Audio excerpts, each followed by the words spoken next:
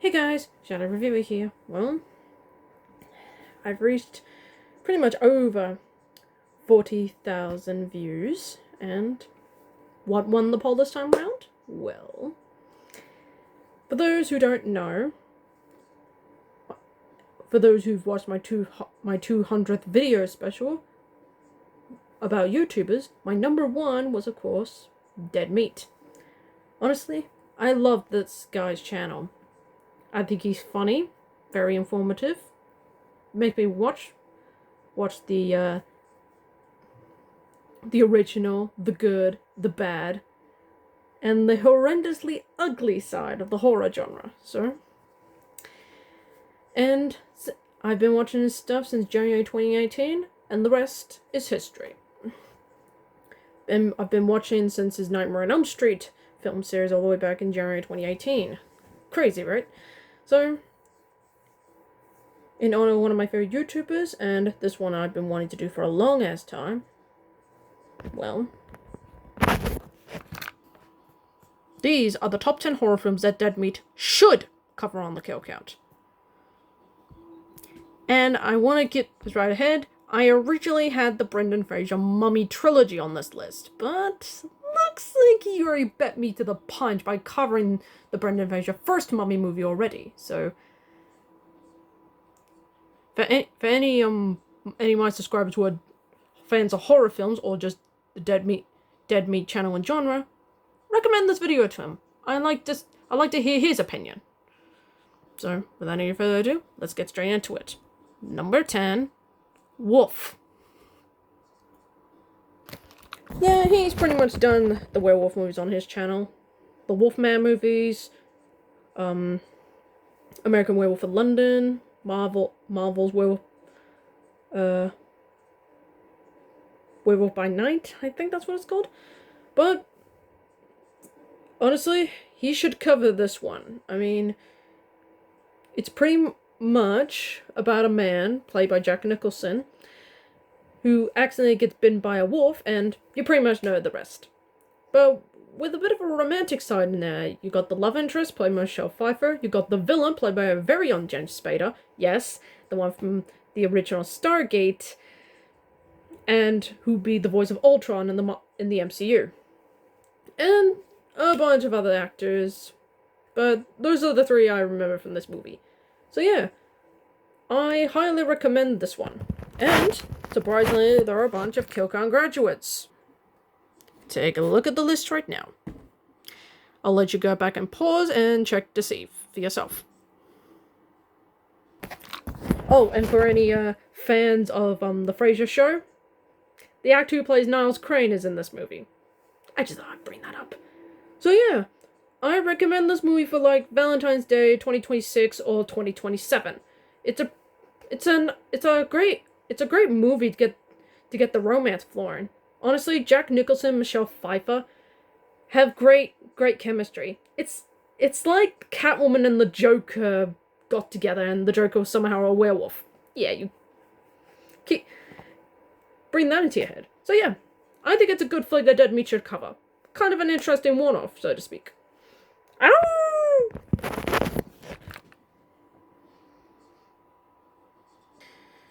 Number 9, Bag of Bones. Well, he's covered a lot of Stephen King.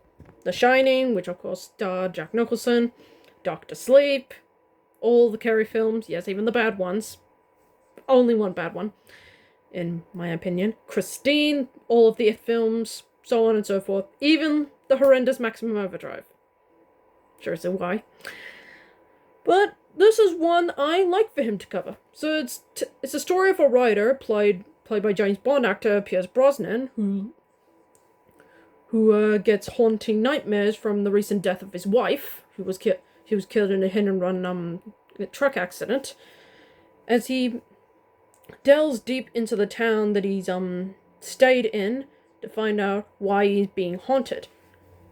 While it's not a great adaptation of the book, by the way, I've read the book before this, there's too many changes, Pierce Brosnan does give a decent performance. He's honestly the reason why I watched this movie. I was in the Bond fever at the time, and this is one of the few interesting ones he's done. And this wasn't his first Stephen King film he did. The Lawnmower Man comes to mind, but I wanted this one to be covered. Yes, it's a mini-series. I think around about 4 hours, so to speak, but it's got a good atmosphere, and it's kind of my guilty pleasure. It may not be everyone's favorite, but I like it nonetheless.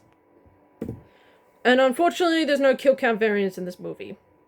Sad to speak, but I recommend this one. It may not be a good Stephen King flick, but it's a good guilty pleasure of any James Bond fans out there. You know the ones I'm talking about. It's also got, I keep forgetting the actor's name, but she was like, she played the character of Ryan Reynolds. She played the wife of Ryan Reynolds' character in the Amityville Horror remake. Yeah, you look her up, and I think, Melissa George, I think. Melissa George. Let me know down in the comments if I got that incorrect. So yeah, may not be a good Stephen King adaptation, but it was a good movie back in my nostalgia, and I think this should get the kill count treatment, please. Oh, and fun fact, the actor who played Sarah Tidwell in this movie is the voice of Tiana from Princess of the Frog. I just want to lead that off before I go to my next entry. Number 8. Wormwood. Now, unlike the other 9 entries, this one's a recent one. Recommended to me by my partner, thank you, James. And I found myself having a fun time. with this one. It's a silly-ass zombie flick set in the Outback. Yes, if you know what that term is, you know. But it's a silly kind of fun. So you got this man who lost his family to the apocalypse, and he finds his sisters being kidnapped and experimented on. So, in kind of a cool twist, she now controls zombies. You figure that one out, but it's stupid fun. I think it's got decent action sequences. The cast do great with what they're given, and the zombie controlling stuff is my favorite part of the film. Honestly, I think it's a decent flick. And for those that are asking, I haven't seen the second one, but the first one, given its high rate body count both in zombies and humans, is enough of the kill count treatment to worth. I mean, it's an Australian movie. This is set in the same country as my favorite horror film, one of my favorites, Wolf Creek, and the badass Talk to Me and Bring Her Back. So yeah, give Wormwood the kill count treatment. It'd be interesting to see what he considers dead or what he considers living. So yeah, let's just say it's a good bite. Number 7, Psycho. Yeah, this was originally supposed to be covered in the second week of November 2024. It got replaced with Slugs. Yeah, I'm not even gonna question why. I mean, I don't even need to tell you the plot of the most iconic scene in film history, the shower scene. And of course, the iconic twist, which I'm not going to spoil here, to Janet Leigh's most memorable performance, which one that pretty much tormented her, that made her avoid showers. Yikes. And Alfred Hitchcock's masterpiece. And I consider it a masterpiece in my own right. But sadly, not one that was enough to cover my top 10. It was actually originally in my 7th spot of my top 10 favorite horror movies of all time, but I rewatched Tremors recently, and that one won me over more. But Psycho is still great. I would put it in number 11. So yeah, give this one the treatment, even though 2.5 people die in it, I think. But still, nevertheless, it's a good kill count to understand the background of one of the greatest horror films of all time, and one that's pretty much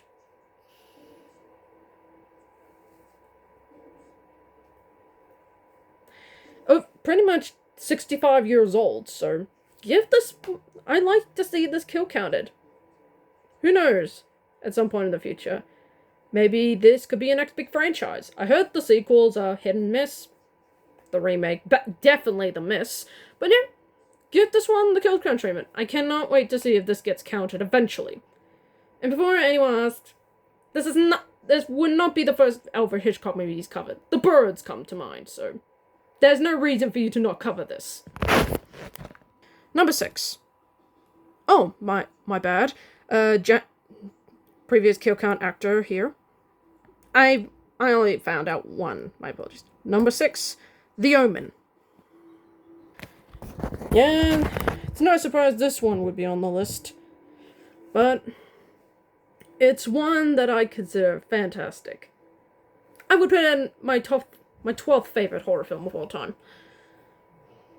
I mean, it's got a great, ingenious setup, fantastic performances from its two main stars, Gregory Peck and Lee Remick, cute as kid actor who's the absolute spawn of Satan, and of course, the late Patrick Troughton as the priest. Honestly, there's no reason to not cover this. It's from the director of Superman, okay? No, really. The guy who directed this horror masterpiece directed Superman 2 years later. So, give this one the kill count treatment. For the sequels, the second one's okay, the third one's batshit insane, the fourth one's forgettable, the remake sucks, and the prequel is awesome. So yeah, I highly recommend the original Omen. Maybe as a fun one-off or as your next big franchise. And there are your previous kill count graduates. David Warner, who of course, this was his earliest film in his career. Rest in peace. And let's just say, this is one movie I pray gets the kill count treatment. Number 5, Renfield. One can dream, given who promoted this film, but it's one that I absolutely love. Fun practical effects, batshit crazy performances, most notably from Nicolas Cage and Nicholas Hoult as the titular character, and just fun action sequences. Everything about this is just amazing. I mean, you pretty much know who Renfield is, and you pretty much know who's the Prince of Darkness himself. Man, the comedy in this is hilarious, and the graphicness is so over the top. Hell, this won Best Choreography at the Dead Me Horror Awards 2024. That should be more than enough to get the kill count treatment. But again, given what company is under, I highly have my chances. But one can dream. And yes, there are kill count veterans. And take a long pick. Yeah, there is a bunch of them. One most notable from Caroline Williams. Yikes. Let's just say, this one is a good bite. Give this the kill count treatment, blah, blah, blah. Providing that everything goes well. Number 4, The Devil's Advocate. I mean, I highly doubt it's ever gonna get it, but like the last entry, one can dream.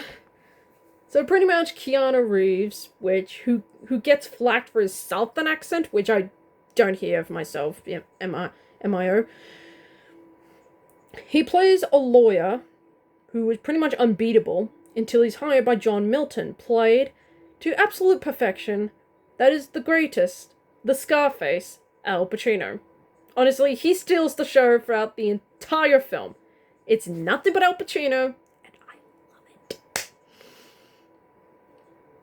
So, and while the ending, which I'm not going to spoil, kind of contradicts the kill count situation, given what he gave for the Wishmaster movies, this one should get the treatment.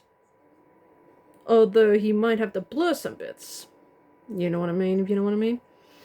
And there are surprisingly a bunch of kill count variants. Take your pick. Yeah, I was just as surprised. And before anyone asks, yes, there is an actor on here that should be on here, but I hate to put his name on here given what the actor did. If you know who it is, then you know. If you want to look up the cast of this movie and figure out, oh, this actor was in it, you didn't put him on there. I hate to put his name on there because it would instantly get me demonetized if I mention it. So, if you know who it is, then you know who it is. I'm sorry. I'm trying to be nice. Not get niceties from YouTube, but nevertheless, I love The Devil's Advocate. I think it's one of my favorite Keanu Reeves movies. One of my favorites. You're gonna get that special surprise on November 10th. Keep an eye out for that video. But I like Devil's Advocate. I wish this get the Kill Count treatment. It's more than enough for Al Pacino's performance alone. Seriously. Fantastic. Number 3, Screamboat. Yes, I know he said in one live stream that he said he'll stop covering these parody characters getting horror adaptations, but you're missing out on Screamboat, man. It is absolutely hilarious.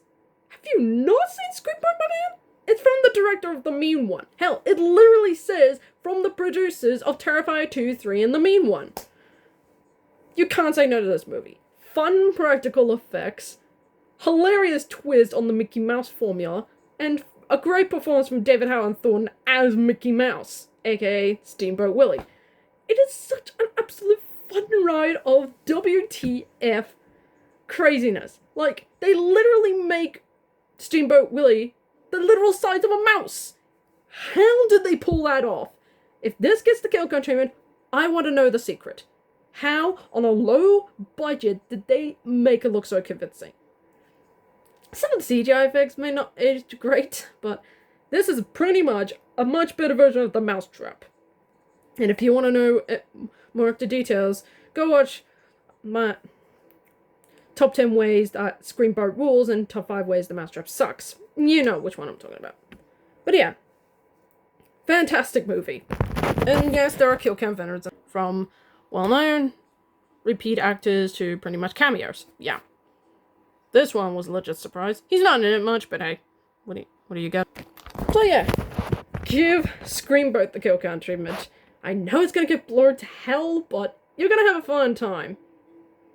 Regarding if you're okay with this type of thing. But yeah, I loved it. It's better than the Mousetrap. Bite me. Number 2, The Voices. Yeah, I've talked this one a lot on my channel recently. I even put its main lead as my favorite horror movie performance. And while it might get blurred given the gore in this flick, it's a good character study, and Ryan Reynolds gives a fun performance as Jerry Hickfang. Even the side characters are a ton of fun. Anna Kendrick, Gemma Arterton, even Jackie Weaver.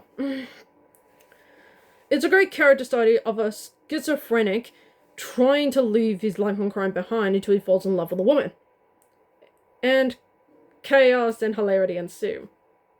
In quotes. Oh yeah, and Ryan Reynolds voices the cat, who's given a Scottish accent. One of the funniest scenes ever. The voice of the dog, who I think has a Southern accent, and various others. So yeah, this one is amazing. And it only has one graduate in this, and that is Jackie Weaver. So yeah, I recommend The Voices, Dead Meat. It's a great character study, and it's a fun Ryan Reynolds performance that makes you sympathize with the guy, even if he does commit murder. Jeez. Oh, speaking of which. And the number 1 movie that Dead Meat should give the kill count treatment is the Blade Trilogy. Yeah, there's subtlety right there. I mean, how could you not? Before anyone says, but it's a Marvel movie. He did cover Werewolf by Night. Yeah, I said that. But it's not horror. It's vampires. Vampires! I mean, he's covered vampire movies. Death by Temptation, Dracula, Blackula, From Dusk Till Dawn, The Lost Boys. How can you not say no to Blade? It's freaking Blade! The vampire killer, the Daywalker, played fantastically by Wesley Snipes. The first one's pretty good, the second one's my favorite, and the third one, it's stupid. But the few sprinkles are fun.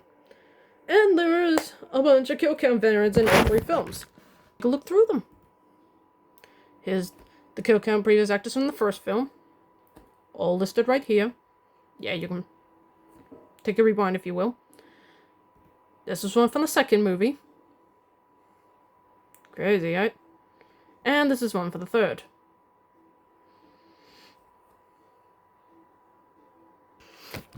So yeah, I love the Blade movies. I think they're fun, action-packed, gory as hell. Wesley Snipes gets a fun performance as Blade in all 3 films, and the side characters are a ton of fun. I mean, the first one being directed by Stephen Norton, yes, the guy behind The League of Extraordinary Gentlemen. The second one being directed by Guillermo del Toro, who is directing the new Frankenstein movie that's coming out, which I cannot wait to see. Expect that preview in a couple of days. And the third one being directed by David S. Goyer, the guy who wrote Demonic Toys, which, of course, got the kill count treatment back in 2019. So yeah, I recommend these movies. They're a ton of fun. And don't you dare say it's not horror. It's got vampires in it! So please, give this the treatment. I mean, they're a ton of fun movies. It could be your fun 3 kill counts offers. So please, cover these in the future. Please. I consider the Blade trilogy the #1 movies that Dead Meat should give the kill count treatment for. Please cover these movies. They're gonna be a ton of fun. And that's the end of the video, folks. I hope you like it. Give me a thumbs up, like, comment, subscribe, and I hope to get more videos out like this. Speaking of which, tomorrow I'll be back on the Mako Mermaids train with Season 1, Episode 9, The Siren. Keep an eye out for that video. Until then, I'm the Shadow Reviewer. Be good people. Yeah, you know what I did.